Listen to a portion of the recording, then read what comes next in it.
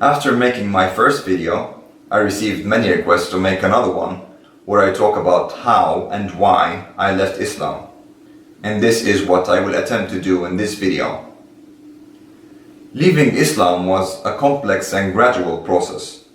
It did not happen overnight, it happened over years. I like that saying, the best cure for religion is studying the scripture, which is exactly what happened to me.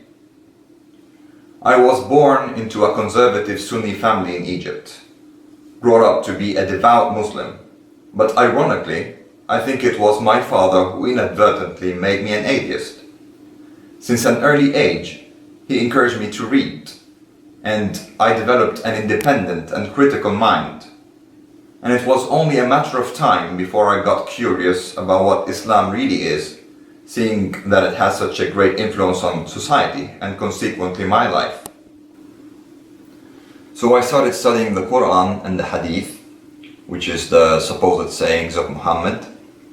While studying the Hadith, there seemed to be many problems with it. First of all, it's more explicitly violent than the Quran. There seemed to me to be some contradictions between the Hadith and the Quran. There were doubts with regard to the authenticity of a lot of the Hadith, which in turn cast doubt on all of it.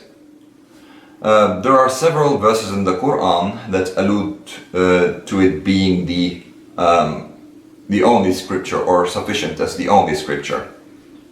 So first I decided to totally disregard Hadith, leave the Sunni sect of Islam, and become a Quranist, relying solely on the Quran. I started studying the Quran more thoroughly, but again I was faced with similar findings.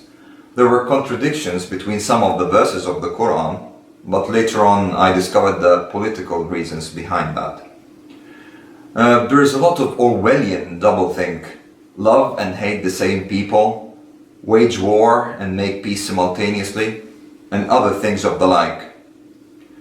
The level of violence in the Quran was simply unacceptable to me. I was repulsed by the idea of such an angry, vengeful, hateful God, who in his vanity seemed rather too human. So I came to the conclusion that Islam is just incompatible with the values of human rights, or well, the values of a decent human being for that matter.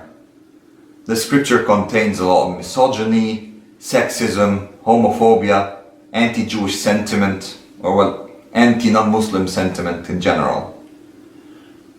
If you really believed literally in everything contained in the Islamic scripture, well, enter ISIS. Then I started to study the early history of Islam and the history of Muhammad. If you evaluate Muhammad objectively as a historical figure, not as a sacred religious figure, he was a fucking awful person.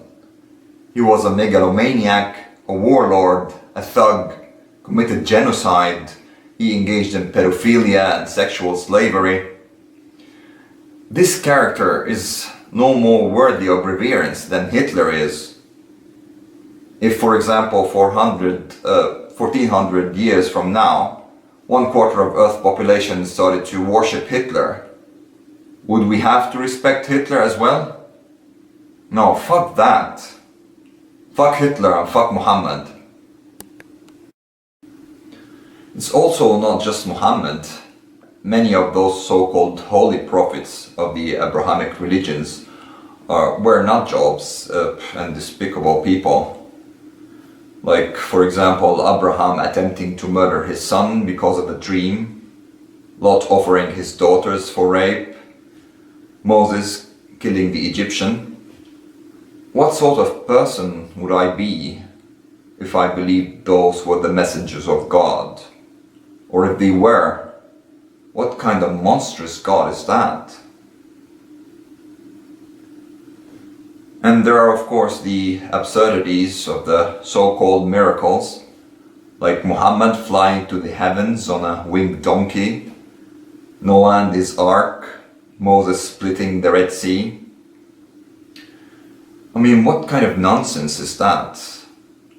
I might as well start believing in werewolves and vampires or ancient Greek gods.